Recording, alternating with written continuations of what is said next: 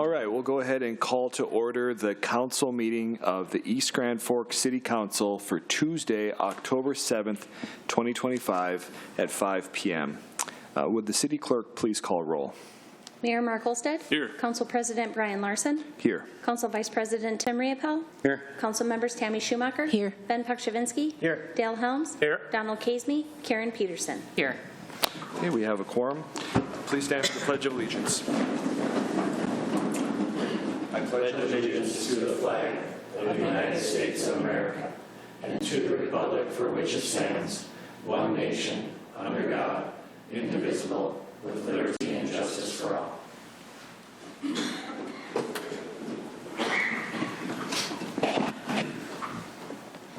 Okay, we'll go into open forum. An open forum is an opportunity for members of the public to address the City Council on items not on the current agenda. Items requiring council action may be deferred to staff or boards and commissions for research in future council agendas if appropriate. If anyone is here for open forum, would you please come forward and state your name and address, please?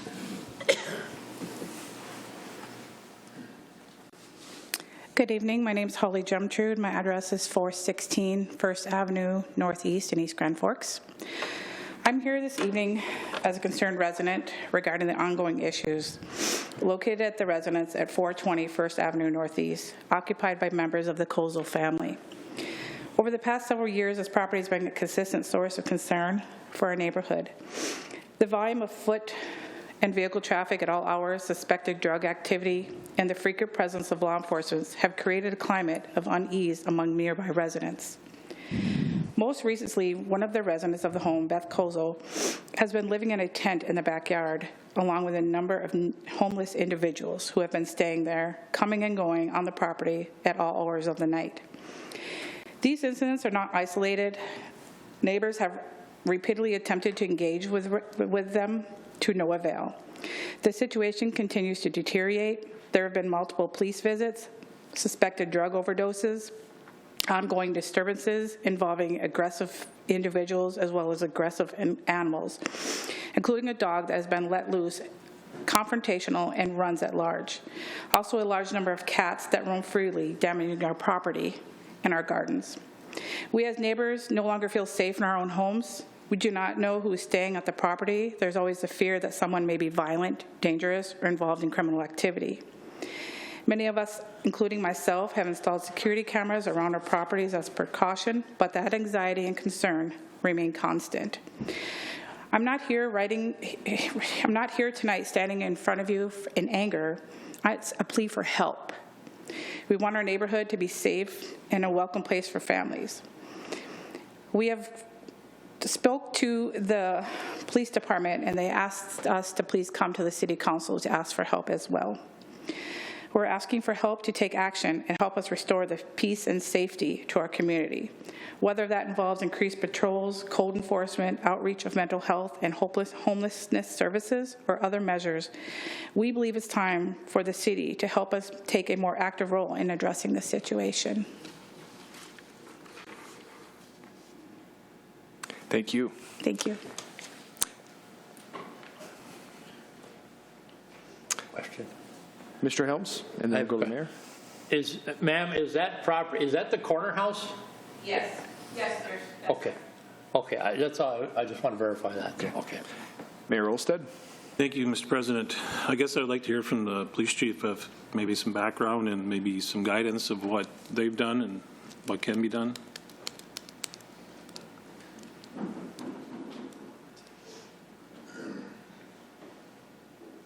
I guess maybe also what we can do to help you out and help the neighborhood out, I guess.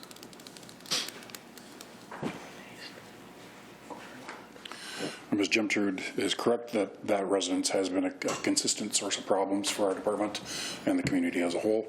I have not spoken to her previously, so I haven't been given an opportunity to take any further action other than our officers responding to that location on a regular basis. I was just told by one of our officers that at least one of the people that lives at that residence is believed to be in the process of moving to Crookston. That would relieve some of the problem, but there's obviously still other issues there.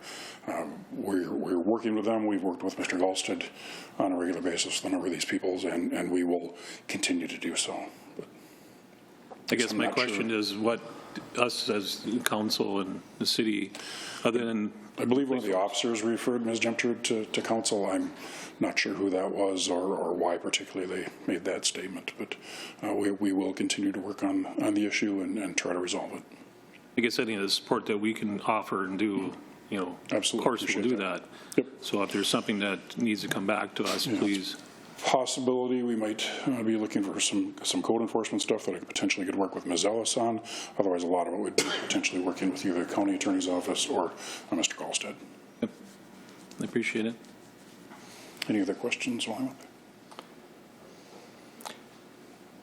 Thank you. Okay.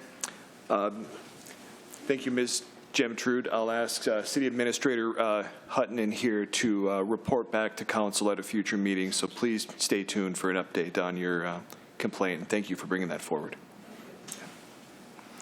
Okay. Anyone else here for open forum? Okay, I see none. With that, we'll move on to the approval of minutes. We would be seeking the approval of minutes for the September 16th council meeting, the minute summary of the September 16th close meeting, the September 23rd work session, and the minute summary of the September 23rd close meeting. Move. Moved by Riepel, second by Peterson. Any questions or discussion? Roll call, please. Schumacher? Yes. Pakshavinsky? Yes. Riepel? Yes. Helms? Yes. Larson? Yes. Peterson? Yes. Okay, motion passes. Scheduled bid lettings, there are none. Scheduled public hearings, there are none. Moving on to consent agenda. Items under the consent agenda will be adopted with one motion. However, council members may request individual items to be pulled from the consent agenda for discussion and action if they choose. Would any council member like to have an item pulled from 5 through 7? Okay, I see none. With that, I would be seeking a motion for items 5 through 7. Moved by Peterson, Second. second by Schumacher. Any questions or discussion? Roll call, please. Schumacher? Yes. Pakshavinsky? Yes. Riepel? Yes. Helms? Yes. Larson?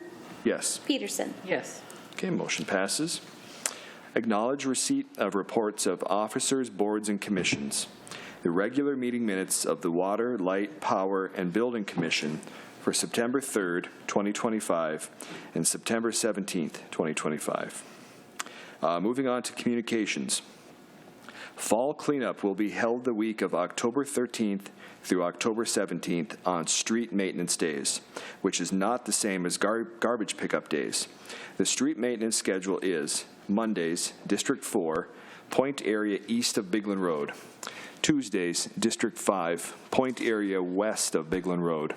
Wednesdays, District 2, north of Highway 2, south of 17th Street Northwest. Thursdays, District 1, north of 17th Street Northwest. And Friday, District 3, south of Highway 2, north of the river. Hazardous waste and electronic drop-off will be held on October 18th from 9 a.m. to 3 p.m. at the Public Works Department located at 1001 2nd Street Northeast. And item number 10, reminder that November 4th is Election Day, but there are no federal, state, county, city, or school elections scheduled for our area. Residents may hear about special elections taking place in Minnesota or other places around the country, but there are none for our area. Anyone with questions may contact Ms. Nelson in the administrative office by calling 218-773-2483. Mr. Larson, Yes, sir.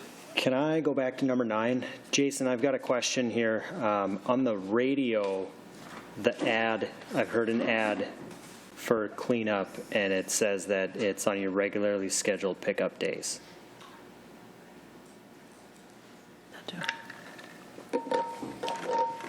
Thank you, Mr. Pakshavinsky. I guess I have not heard that. That's not the way it was approved. Yep. So I'll take a look at that and get that changed right away. Yeah. Thank you for the heads I up. heard it on the radio, and I was like, that's not what was previously communicated. So, Yep. and I think, not everybody's going to see this meeting or see this communication. A lot more people are going to hear it on the radio. Absolutely. So it might cause some issues.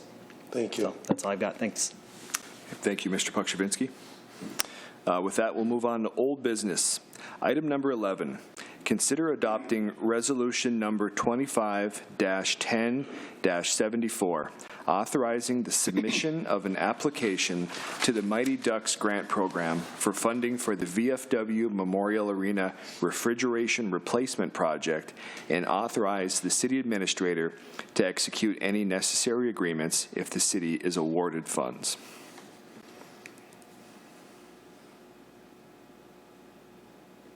You seeking a motion to approve? Move. Moved by Riepel, Second. second by Schumacher. Any questions or discussion? Roll call, please. Schumacher? Yes. Pukshavinsky? Yes. Riepel? Yes. Helms? Yes. Larson? Yes. Peterson? Yes. Okay, motion passes. Moving on to new business. Item number 12.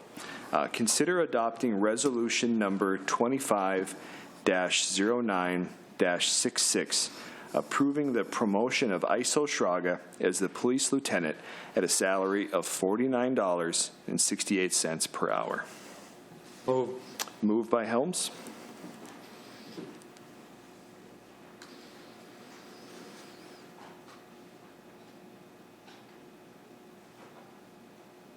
I can second? Second. Yeah, I'll second. Second by Larson. Any questions or discussion? I see none. Roll call, please. Schumacher? No. Pukshavinsky? No. Riepel? No. Helms? Yes. Larson? Yes. Peterson? Yes. That is a tie, and a tie fails. Correct? Tie goes to the mayor. Tie goes to the mayor. Thank you for the correction. Okay. And in that course of action, does it go to the mayor immediately? Yes. Okay. I vote no. Okay. Motion fails. Moving on to item number 13, consider adopting resolution number 25-10-73, approving the cable services franchise agreement between the City of East Grand Forks and Blue Peak for a 10-year term. Move. Moved by Peterson, Second. second by Riepel. Any questions or discussion? Roll call, please. Schumacher? Yes. Pukshavinsky? Yes. Riepel? Yes. Helms? Yes. Larson? Yes. Peterson? Yes. Okay, motion passes. Item number 14, consider approving the facility use agreement between the City of East Grand Forks and Signature Graphics for the use of the Civic Center front concession area for a 1-year term. Move. Moved by Pukshavinsky, Second. second by Riepel. Any questions or discussion? Roll call, please. Schumacher? Yes. Pukshavinsky? Yes. Riepel? Yes. Helms? Yes. Larson? Yes. Peterson? Yes. Okay, motion passes. Item number 15, consider approving the purchase of 3,000 pounds of R22 refrigerant for the VFW Memorial Arena from SCR for a total of $84,000 and no cents. Moved by Peterson, Second. second by Schumacher. Any questions or discussion? Roll call, please. Schumacher? Yes. Pukshavinsky? Yes. Riepel? Yes. Helms? Yes. Larson? Yes. Peterson? Yes. Okay, motion passes. Item number 16, consider approving the employment agreement between the City of East Grand Forks and the city administrator. Moved by Peterson, Second. second by Riepel. Any questions or discussion? Mr. Helms. Yeah, have a little concern on this thing just because in the packet and everything, it skips right over it. It doesn't give you any information, doesn't tell me what kind of dollars, what the percentage, doesn't tell me anything. It's just kind of like we're trying to shove this thing through and nobody will know the difference. I'm totally against that. I think it's something we should have a little more discussion about because I think there's some other issues that need to be straightened out. So I think this should be pulled and brought to another work session and discussed it so that people know what's going on. Thank you, Mr. Helms. I will reiterate that the contract for the city administrator is to be negotiated with the mayor, the council president, and the city attorney, and then approved by the city council.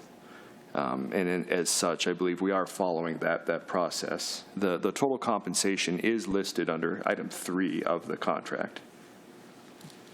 Where's the contract? It's included in the packet here. Whereabouts in the packet? I didn't see it. I'm looking at it right here. Compensation under Article 3. At the beginning? This would be under item number 16. If you go to the employee agreement, and then step 3, or item 3. When I go to 16, it goes to 15, and 17, it skips right over 16 in my packet, I think it's on page 69 and 70. on my agenda. If you go to 69 and 70 on the website, I know. It's like page 69.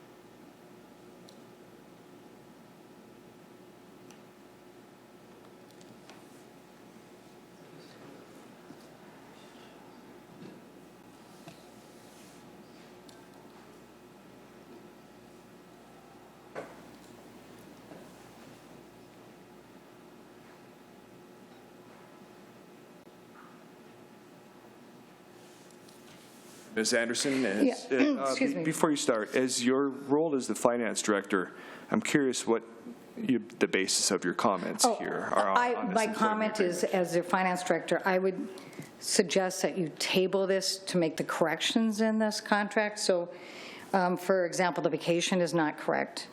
That's not even what he's accruing now. And the compensation, that it's going to follow the grid after that. So I would suggest that you fix the contract before you agree on it. That would be my suggestions. Just so for that payroll, there's no question on that. I did talk to Reed about it today and showed him how that, because just so to clarify it. So I would suggest that you make those clarifications and then come back and approve the real contract. Okay, thank you, Carla. Okay. Reed, did you have a comment on that? Yeah, if I could speak to that, and I was going to raise those same 2 points Carla raised. Under compensation, the point Carla is making is it doesn't speak to that future step increases would ride with the anniversary date of the contract. I did this afternoon look at the previous contract that I had effective August 1st of 23 and the previous contracts that former city administrators have had. The language that's listed in step 3 is identical to that of previous contracts, both mine and previous city administrators. I think the practice has been that it would be on the step increase would come on the anniversary date with a satisfactory performance review.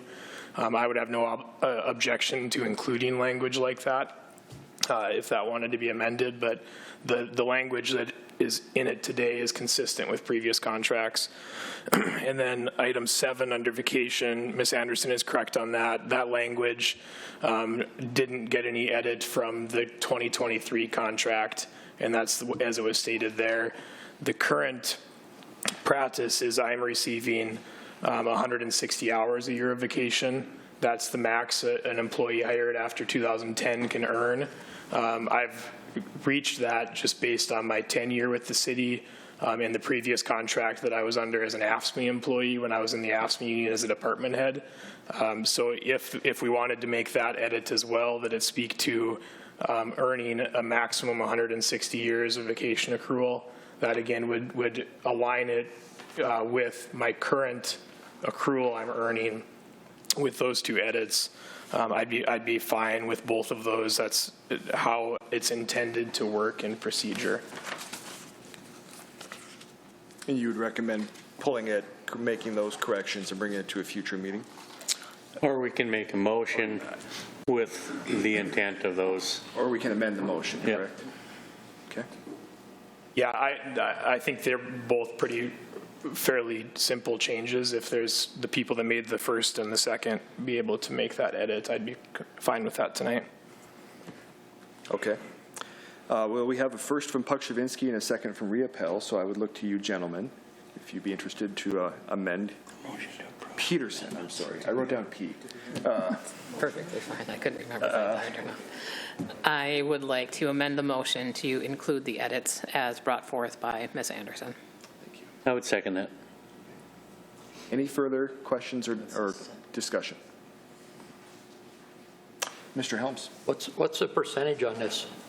What kind of percentage we're looking at on this increase? Mr. Helms, See nothing in here where it says anything about percentage. Yeah, I haven't run that calculation. I don't have the percent available in front of me. It's 15.7877, and it's not in our budget for 2026. Thank you, Carla. Okay. Any further questions or discussion on the matter? I just wonder what that's going to do when we've got negotiations coming up. How are we going to explain that? If I may, Mr. Larson, Mr. Helms, I would, again, as Mr. Larson stated, these are conversations I had in thoroughness with Mayor Olsted and Council President Larson when we were discussing it. The thing I would point to again to raise is that as it stands today and as it has stood since the day I was hired as city administrator, there are previously four, with the retirement of a department head, that were being compensated higher than I was as city administrator.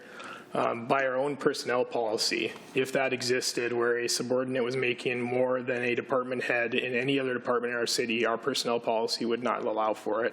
And I, as the city administrator, would bring that recommendation to council that the pay be adjusted so that the senior supervisory employee in the department be compensated at a higher rate than his or her subordinates.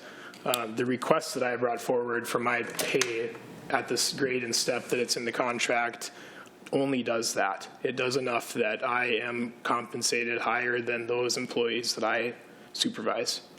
And so I think regardless of the percentage of the increase, I think it's justified by that standard and that it, in my view, should be approved.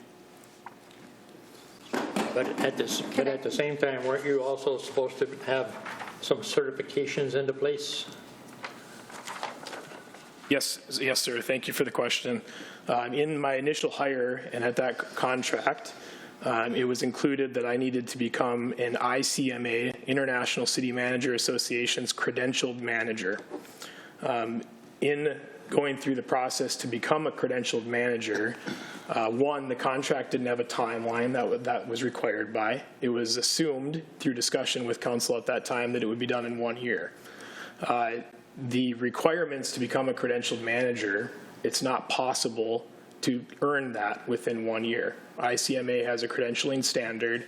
In order to be even qualified to become a credentialed manager, you have to have at least 7 years of city administrator or executive level leadership. That I am on track to achieve once I have served that amount of time. The training that is required of it, I am on track for. I have completed the first level of training and certification, and I'm in progress on the second level. But in order to reach the level of certification that was required at the time, it's not possible until I have served that many years as a city administrator. And I believe that was a recommendation of the hiring agency to include that requirement. That would be a question back to the hiring agency of how they recommended that without understanding the standards or requirements of the certification. Can I just make a comment on the grid that Reed just talked about? So he's looking at step 6, and at step 4, he would be above 2 of the present supervisors, and according to the city contract, the only other manager is in police, and police is actually supervised by the mayor. Actually, that's correction. It's day-to-day is supervision is done by the city administrator. Okay, well, I mean, anyway, but step 5 would be over the police department. So step 6 is at least 1 or 2 steps above any of the other positions, just so you're all aware of that. So. Thank you, Carla. Ms. Schumacher. I am correct in understanding, we went through all this last week at a work session, right? I mean, so this isn't new information, like there's nothing different than what we heard last week? Okay. Correct. Except for the changes that need Other to be than the made. amended motion, that is correct. Okay. In a closed session. Correct. Yes, yes. All right. Let's move on to roll call, please. Schumacher? Yes. Pakshavinsky? Yes. Riepel? Yes. Helms? No. Larson? Yes. Peterson? Yes. Okay, motion passes.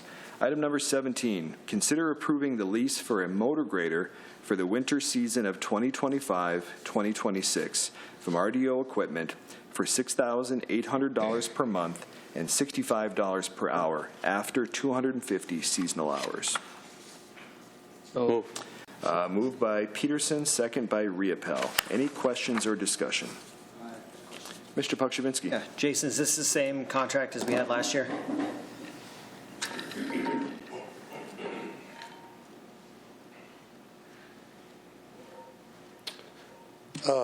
Year to year, it's different, but this is basically the same contract with a 3% increase. Yeah, they're roughly the same, just a little bit of inflation Yep. there. Okay. Cool. Did we hit our 250 hours last year? No, we never do. All right, thanks. Oh, right. We probably will this year. You just changed, so it's going to knock on wood. Thank you. Thank you. Any further questions or comments?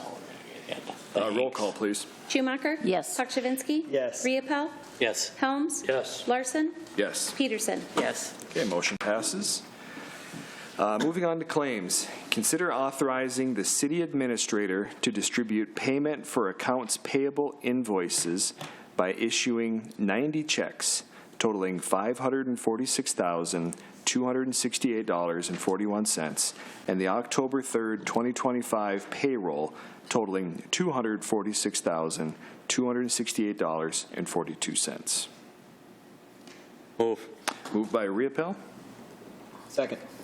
second by Pakshavinsky. Carla, did you have an item on claims? Yeah, I just want to make a comment that the reason we're doing this is for security reasons. It's to help prevent fraud so that we don't list who the recipients are to the public and our check numbers, because we did have an incident in Water and Light where they saw what the number of checks we were using and then try to pass in a check in the same kind of sequence. And we're under the impression that state law said you had to provide that. And at my conference a couple weeks ago, we do not have to provide the list of the names and the checks, we just have, we can send that to you, you approve it, and we just have to put in the total for the council to approve in front of the public.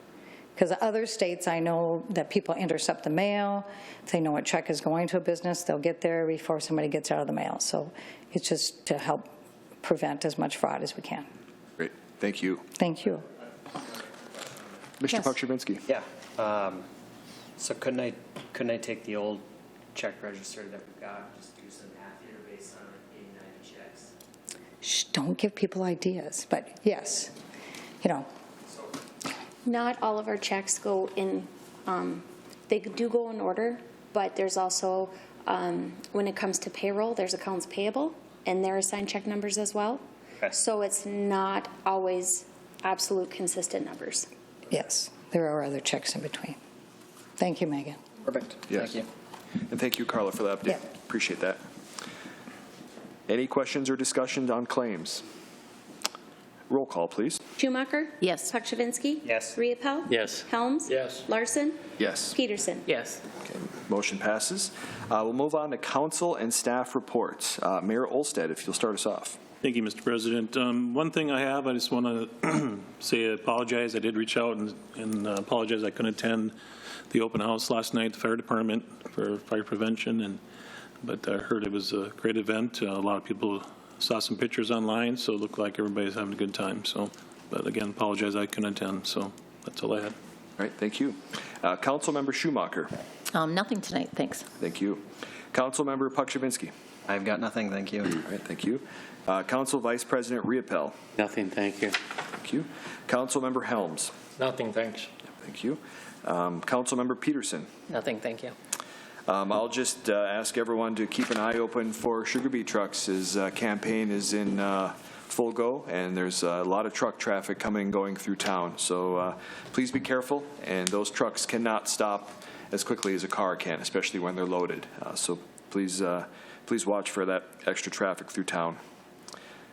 Mr. Hutton?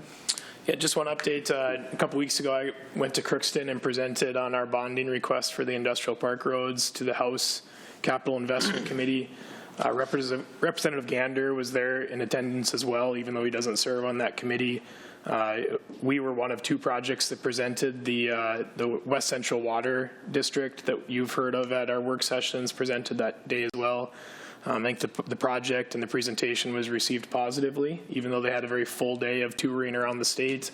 And Representative Gander is very on board and behind the project. So with any hope, we can make some good headway at the legislative session this upcoming year on that project. Thank you. Mr. Emery? I have nothing. Okay. Any updates from department heads? Mr. King?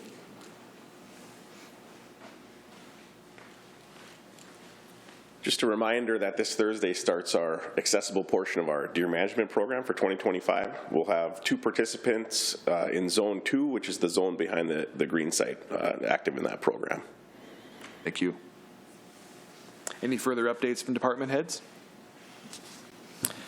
I see none. With that, we'd be looking for a motion to adjourn.